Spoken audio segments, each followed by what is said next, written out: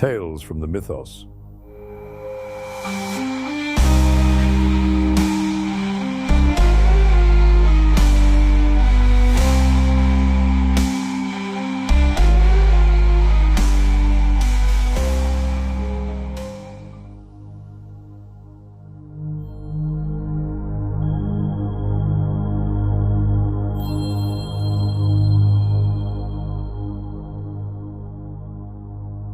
Madness in the Deep Sea. Chapter 1. The Slow Descent into Madness. The world above was a distant memory. For the past 24 hours, Professor Albert Albright, Fatima Safar, and John Morgan had been sealed in the decompression chamber, their bodies slowly adjusting to the crushing depths of the North Atlantic abyssal plain. It wasn't pleasant. Some took it worse than others.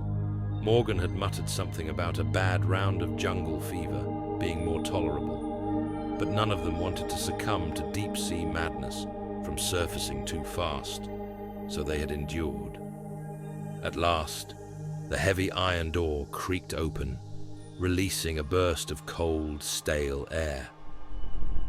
"Finally," John Morgan muttered, rolling his stiff shoulders. He adjusted his canvas belt, where a sturdy hunting knife hung beside a pouch of waterproof matches. Another hour in that tin coffin, and I'd have gone feral.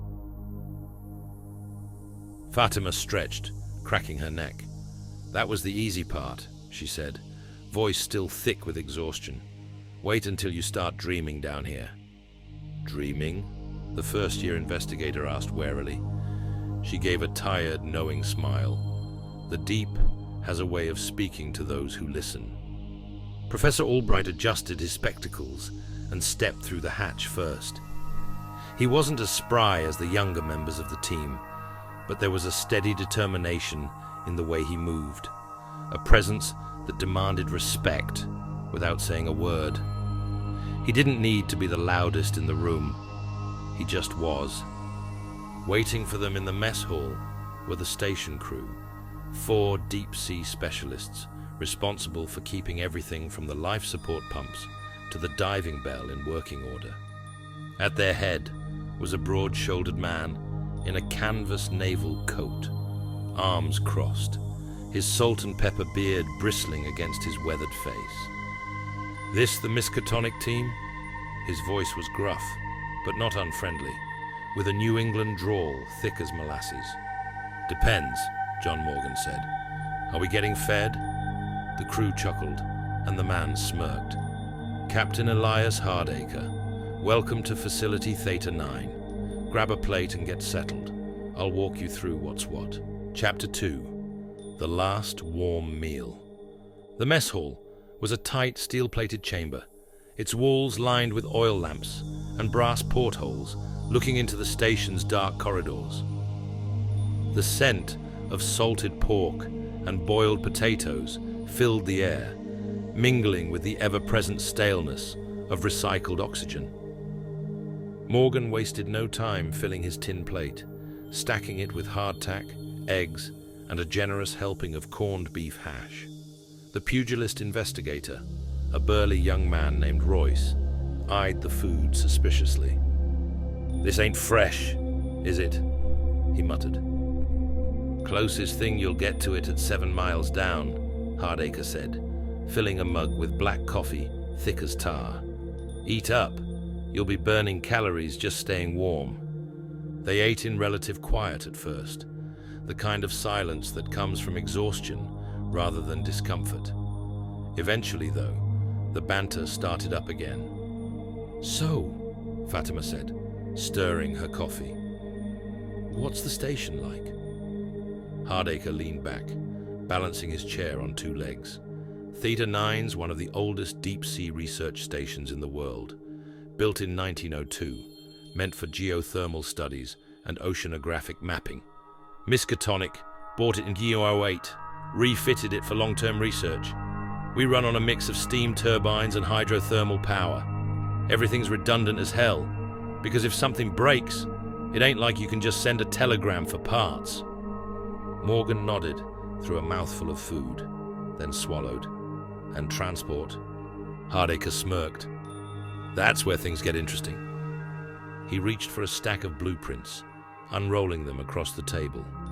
The hand-drawn schematics showed a cross-section of the station, its spindly legs anchored to the seafloor, and several submersibles and diving suits attached to the docking bay. We got two primary ways to get around down here, he explained. The DSRV-9, Mariana, that's our main deep submersible vessel. Seat 6, built like a damn ironclad, can go places the big rigs can't. Then we got the crawler subs. Four-legged, slow as hell, but steady. Good for terrain mapping and salvage operations. Which one we take depends on what we're dealing with. Fatima studied the blueprint. And what are we dealing with? That's when the alarm bell rang. A slow, deliberate pinging echoed through the station. Not an emergency siren, but something older, more deliberate. The room went dead silent. Hardacre's face darkened.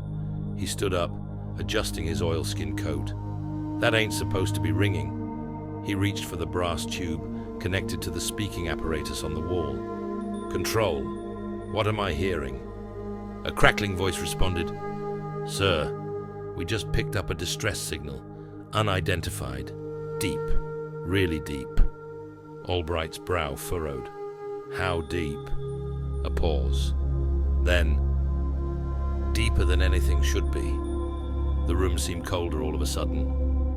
Hardacre exhaled slowly, setting his coffee down. All right, folks, finish your breakfast. John Morgan set down his fork. Lost my appetite. Chapter 3. Search for the signal. The deep submersible vessel groaned as it descended into the abyss, its reinforced hull creaking under the immense pressure.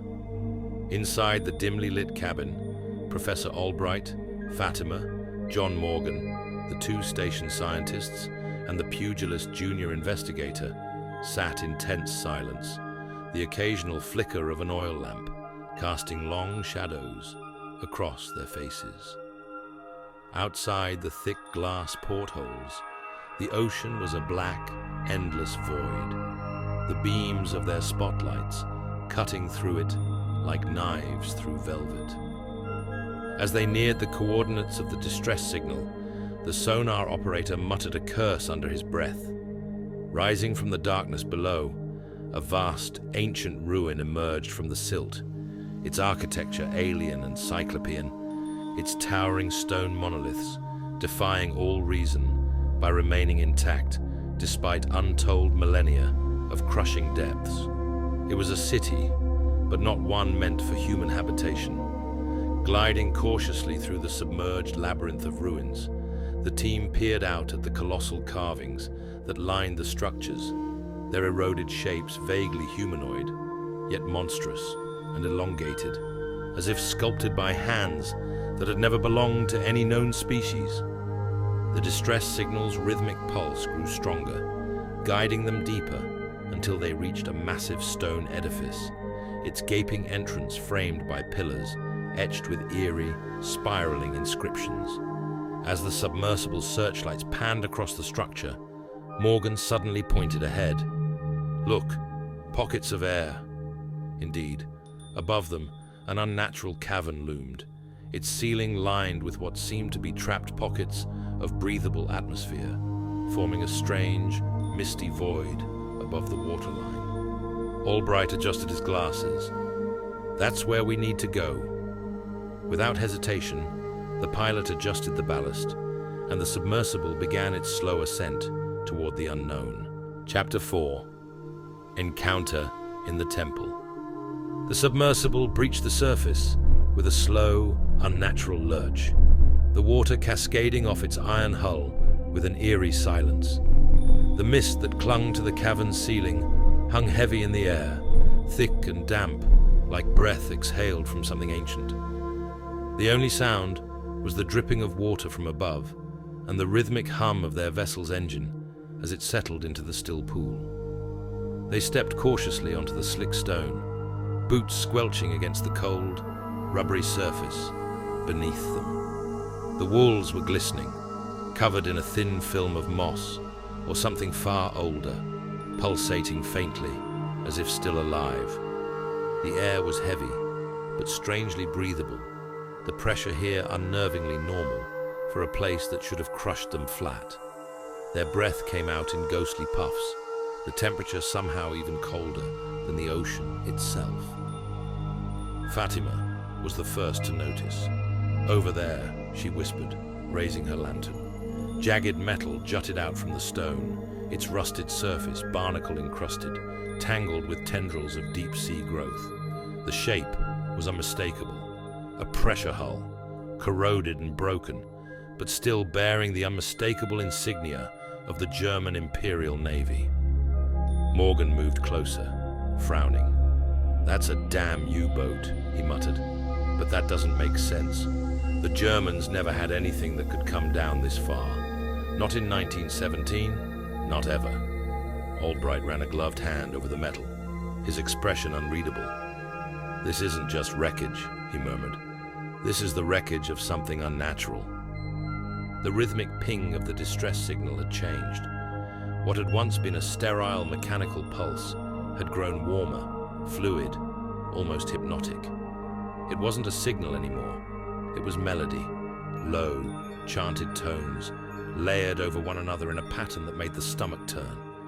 It was calling, beckoning, and yet the voice, if it was a voice, was unconcerned with human comprehension. Fatima pressed her fingers to her temples.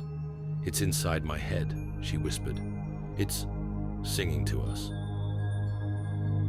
Then came the groan, a deep, wet, sucking sound, as if something was peeling itself away from the stone. They turned sharply. At the edge of their lantern light, something shifted in the darkness. A figure, hunched and wrong, its elongated limbs dragging against the slimy floor as it emerged from the shadows. The dim glow of their lamps caught the tatters of fabric still clinging to its body, a naval coat, shredded and slick with algae, its insignia barely recognizable beneath the filth of the abyss.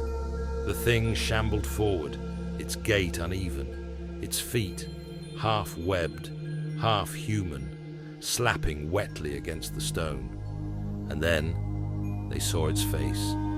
The bulging, lidless eyes, the glistening amphibian skin, the remnants of human features stretched grotesquely over a new form that was still changing. Its mouth worked as if trying to form words, but all that came out was a thick, garbled croak, something too guttural, too alien to be speech. But its eyes were human enough, and they were mad. Morgan had his knife drawn before he could even think. "What in God's name?" he started, but Albright's voice cut through the growing panic. "No." His face was pale, but there was no surprise in his eyes, only grim recognition. "I know what this is." His fingers tightened around the strap of his satchel, as if steeling himself. "I have seen its kind before, in Innsmouth." The thing twitched, its fingers, too long, too pliant, grasping at nothing.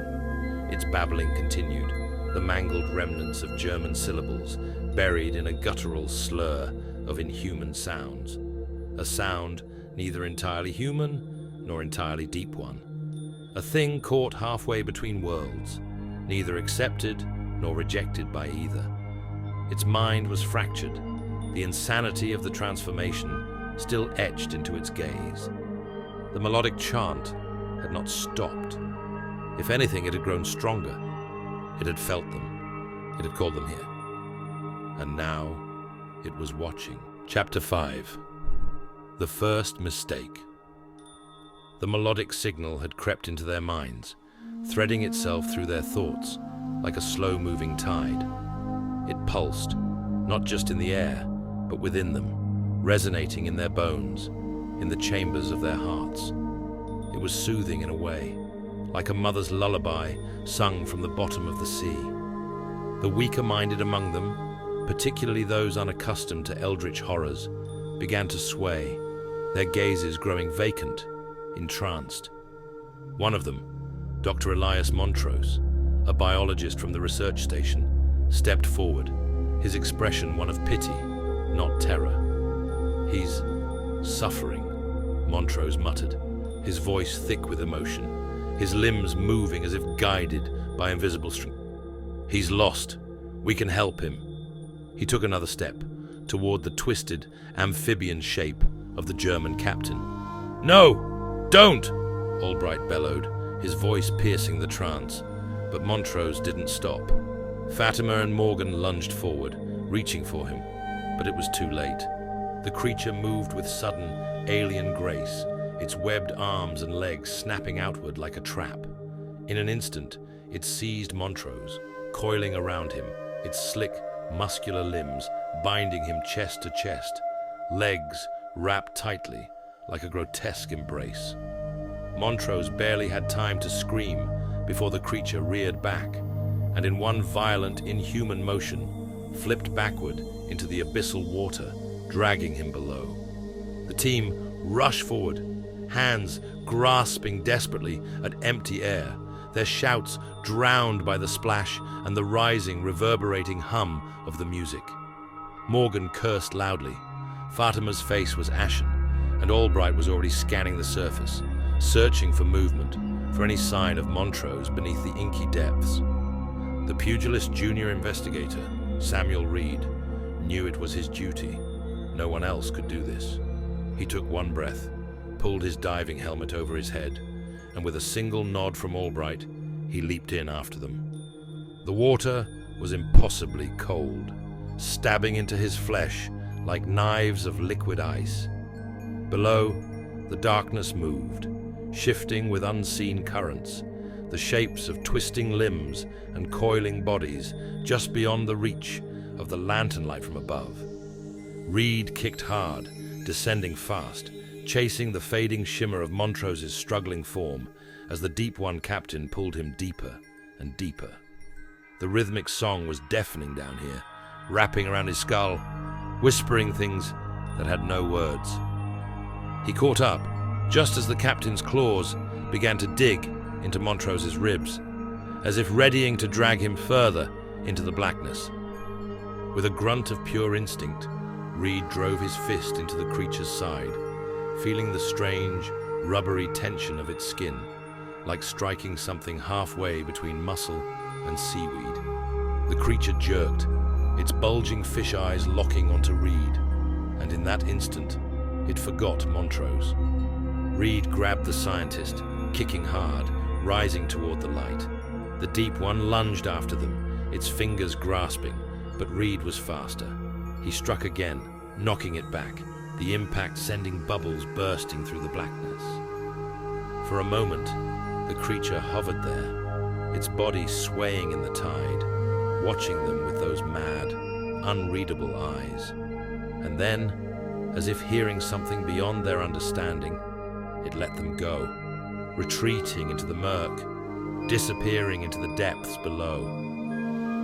Breaking the surface, Reed dragged Montrose onto the stone, gasping, his arms burning from the exertion. Morgan and Fatima hauled the scientist up, who was shivering, coughing up seawater, his skin already pallid from the cold. He was alive, but something about him already felt different. Chapter 6.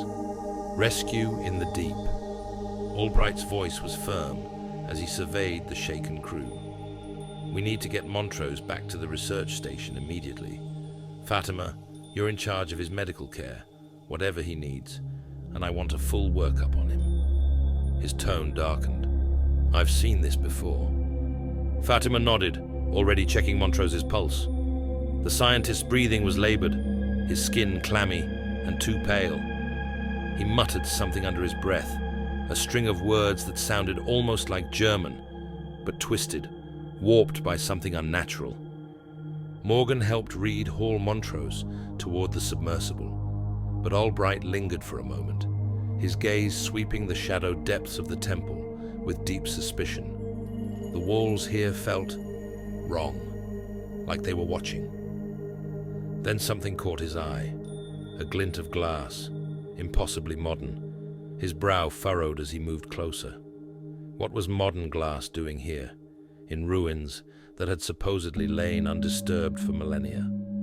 He crouched, brushing away a layer of silt, shards of a broken container, edges smoothed by time. And there, partially buried beneath a layer of filth, a manuscript.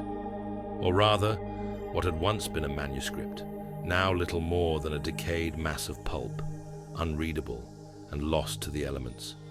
But something else lay beside it. A tiny ivory idol. Albright's fingers hovered over it for a moment before he carefully picked it up. It was familiar, too familiar, but he couldn't place why. The weight of it, the smoothness of the carving, it was unlike anything he had expected to find. His mind raced with implications he dared not yet voice. He quickly pulled out a small satchel, wrapping the idol in cloth before sealing it inside a small iron tin. He would examine it later, when they were safe, if there was such a thing. Turning back to the others, he boarded the submersible. The descent had been slow and careful. The ascent was the opposite, urgent, tense, filled with the quiet, desperate breathing of men and women who had seen something they could not yet put into words. Montrose did not look good. His eyes fluttered, his hands twitching in unnatural spasms. The rhythmic, melodic signal had stopped, yet it still echoed in their minds. No one spoke. Above them, the research station loomed, waiting. Chapter 7. The Noose Titans. The submersible bay was a flurry of movement the moment the vessel docked. The hatch hissed open, and Montrose was hauled onto a gurney, his limbs twitching involuntarily, his skin already taking on a clammy, almost waxen sheen. Fatima and the two station scientists rushed him down the steel-plated corridor toward the infirmary, their footsteps clanging in frantic urgency. His heart rate fluctuated wildly, jumping between erratic peaks and near stillness, as if his body couldn't decide whether to fight or surrender. Though completely unconscious, his face twisted in pain, his lips moving in soundless muttering, his brow beaded with cold sweat. Something was happening inside him, something beyond medical explanation. Once he was out of sight, the remaining crew gathered in the central chamber, a reinforced space lined with pipes hissing steam, lanterns swaying from the slight shift in pressure as the station groaned against the deep. There was silence for a moment, save for the rhythmic drip, drip, drip of condensation. Then Morgan exhaled sharply, running a calloused hand through his hair. "We need to get the hell out of here." His voice was flat, firm, but there was an edge of barely controlled panic underneath it. "I don't give a damn what that thing was, or what's down here. We saw what happened to Montrose. We're next." Albright nodded slowly, but there was a glint of determination in his eye. "That's the reaction of any sane man," he admitted. "But we are not just any men. And this is not just any mission." His voice hardened. "We knew when we came down here that we were dealing with the unknowable horrors of the deep. The German sub-captain's transformation is proof that there is something far greater than we imagined at work here. The Deep Ones are not just folktales from Innsmouth. They are here, in these depths. And if they are here, then so is their god." Morgan's jaw clenched. "Dagon." Albright nodded grimly. "Or worse?" He glanced around at the others. "We need to figure out the connection between the German captain and the Deep Ones. Because if this is tied to Dagon, then we have stumbled upon something that was never meant to be found." He folded his arms. "And let's not be naive. The esoteric order of Dagon has spread further than we think.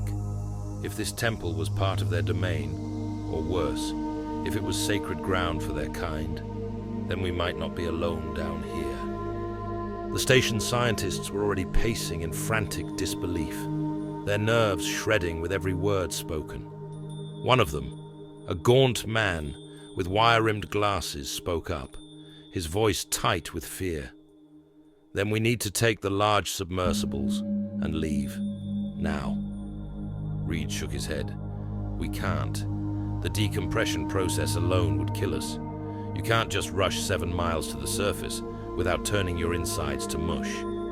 The scientist slammed a fist against the nearest bulkhead, his breath coming in sharp gasps. "Then we need to move the station. It has thrusters, doesn't it? We don't have to stay here." Albright narrowed his eyes. The station did have limited mobility. It could shift along the sea floor at a slow crawl, meant for adjusting positions during long-term geological studies. But relocating wouldn't erase the problem. Something was down here with them, and it wasn't finished yet. Chapter 8. A change is in the air. The research over the past 2 days had been both enlightening and deeply unsettling. Albright sat at the central table, flipping through old reference notes, his glasses reflecting the dim lamplight. "The temple wasn't always submerged," he said, his voice carrying the weight of revelation. "It was once part of a landmass, perhaps a coastal shrine, before it was swallowed by the sea. The architecture, those carvings, the unnatural proportions, suggest it was built for something other than human worshippers." John Morgan, arms crossed, leaned against the steel wall. "You're saying this was some kind of Dagon cult stronghold?" Albright nodded. "Not just a cult, a predecessor to the esoteric order of Dagon. Their name is lost to time, but the patterns are the same. This temple was a place of sacrifice, of transformation." He exhaled slowly. "If the deep ones were involved then, as they are now, it would explain everything." Reed furrowed his brow. "So you think whatever happened to that German captain is happening to Montrose?" Albright didn't answer right away. Instead, he tapped his fingers on the tabletop. "I think we're seeing something that was never meant to be seen." Before anyone could respond, the intercom crackled to life. Fatima's voice came through, tense but composed. "Professor Albright, there's something you need to see in the infirmary. Right now." Albright's stomach tightened. "What is it?" A pause. Then, "I think it's best if you just come here and see for yourself." The infirmary smelled of sterile chemicals and damp air, the low hum of equipment the only sound.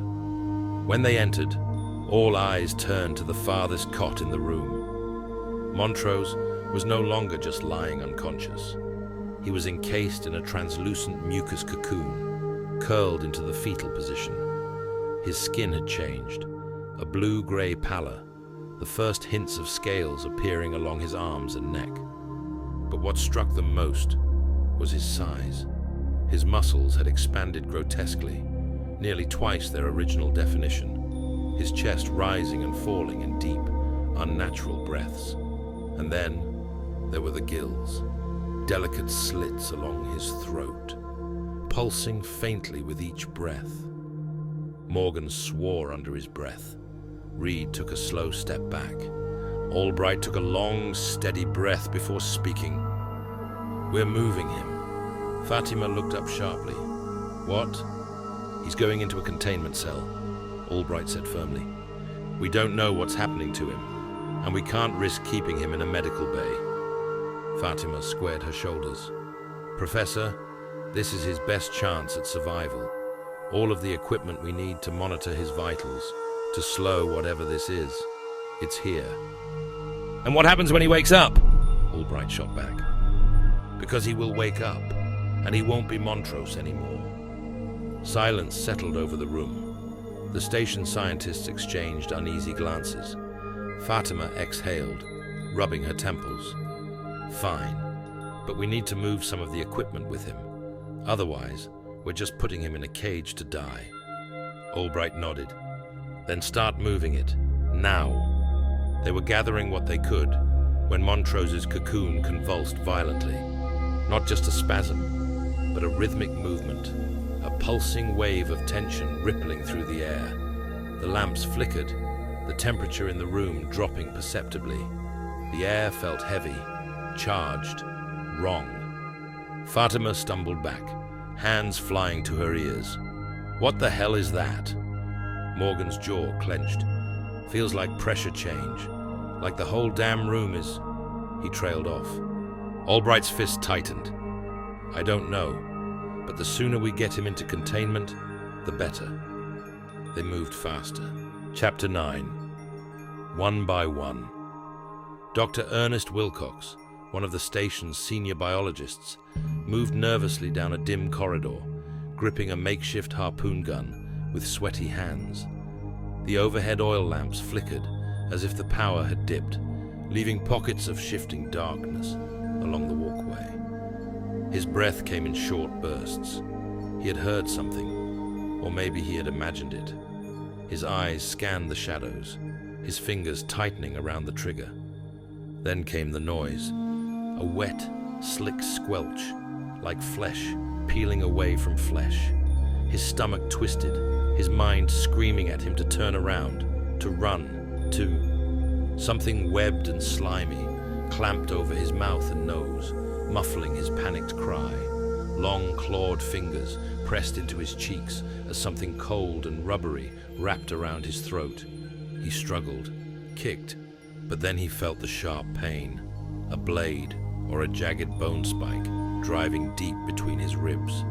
His body jerked once, his harpoon gun clattering uselessly to the ground, before the thing behind him yanked him backward into the dark.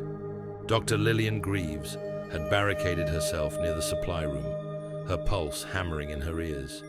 She gripped a flare gun in both hands, knuckles white. The station's corridors groaned under the shifting pressure, and the pinging on the hull had grown into a more frantic, sporadic rhythm. She heard something moving, not walking, but slithering, its wet steps sticking and peeling from the metal floor. Then she saw it.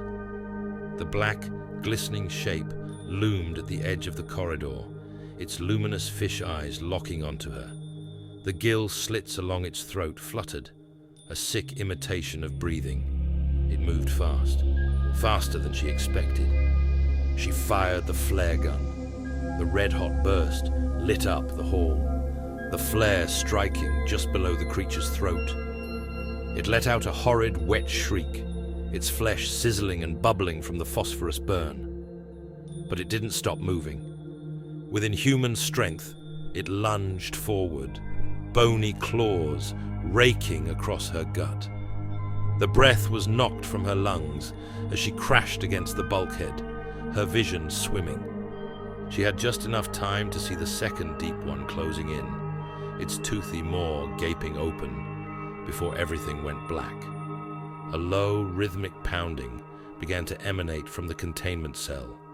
It was slow at first, but each strike grew harder, heavier, reverberating through the metal walls of the station. Montrose had completed his metamorphosis. He wanted out. He was going to get out. The bulkhead shuddered violently, the impact sending dust and loose tools clattering to the ground. Then it came again, a second, harder impact. The door burst open, and 4 deep ones flooded into the room where Albright, Fatima, and Morgan had gathered with their weapons. Morgan didn't think. He just raised his rifle and fired. The first bullet ripped through the closest deep one, sending black ichor splattering across the steel walls. The second punched clean through another's shoulder, but in his desperation, his aim wavered. The third shot went wide, striking the wall.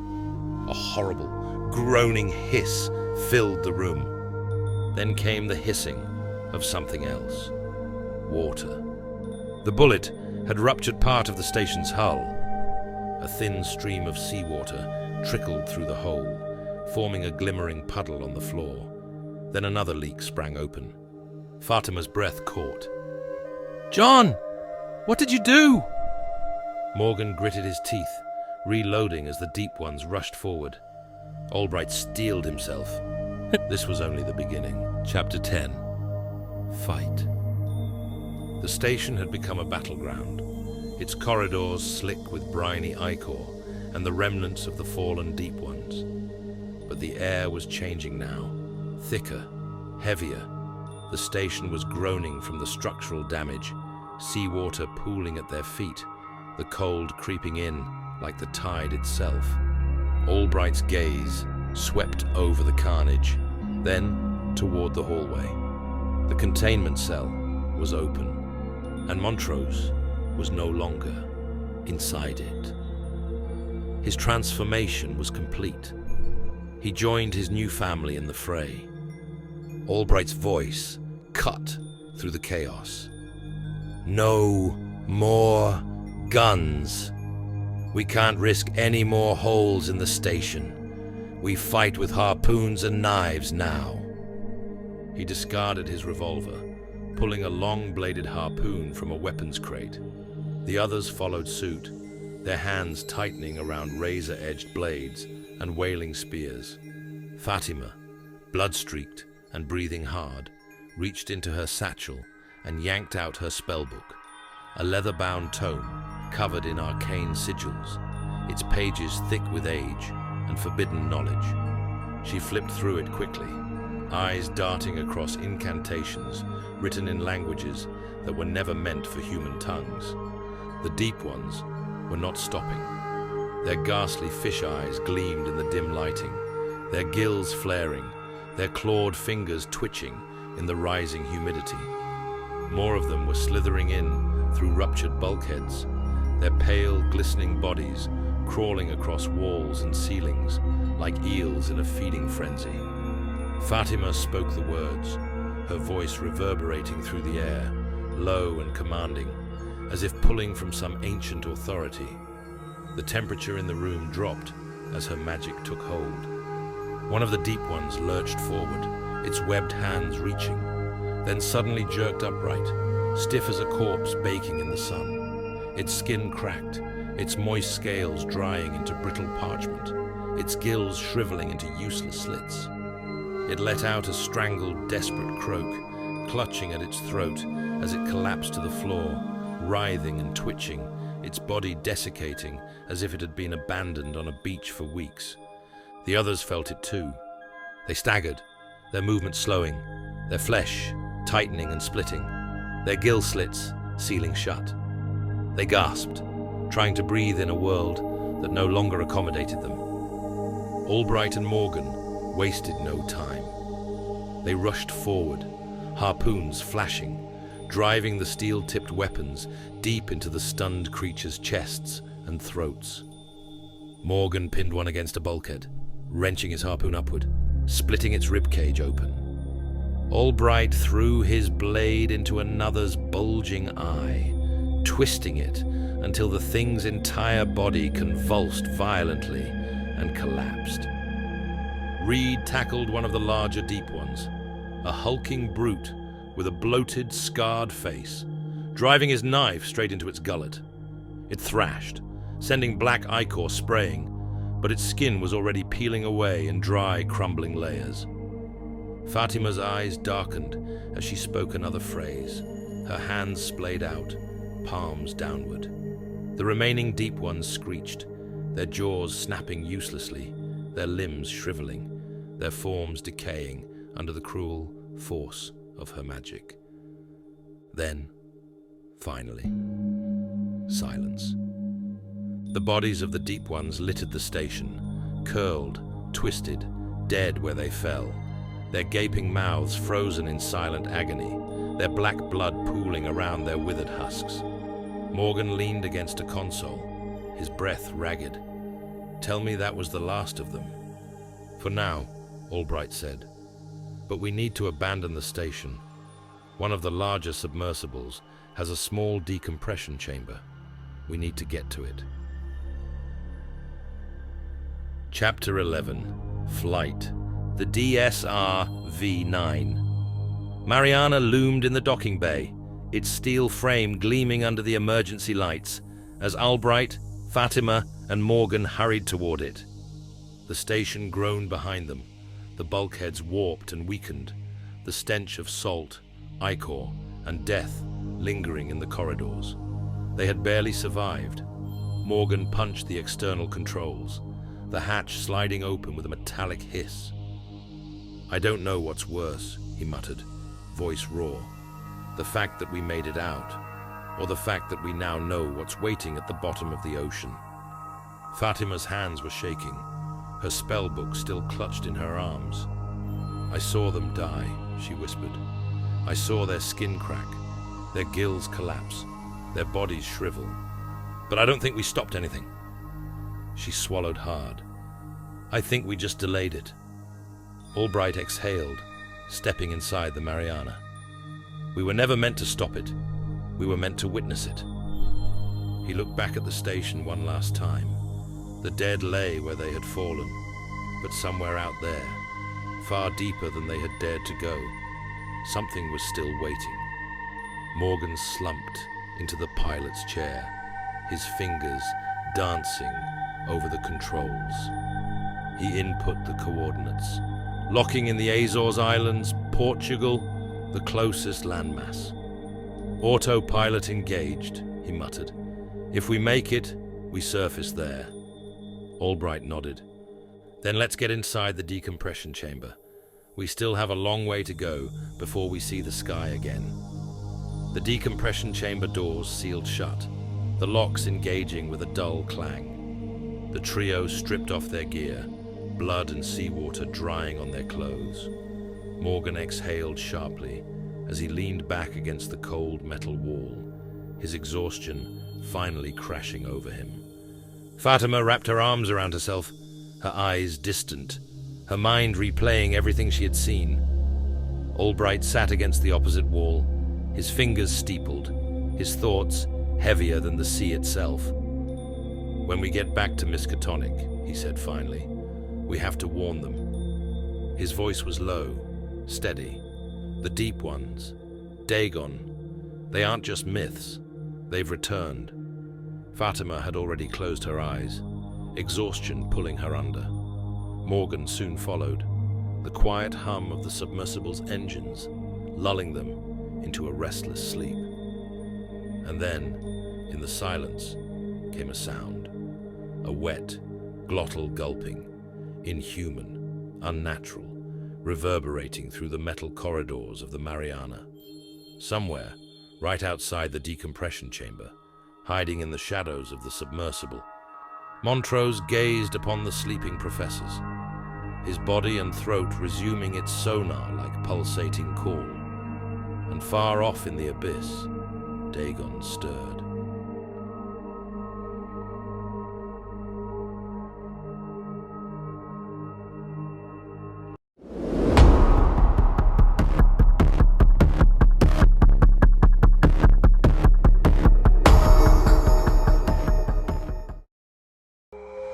If this tale stirred something in the dark corners of your mind, don't let it end here. Like the video, leave a comment, share it with those who dream strange dreams, and subscribe so you don't miss what's still to come.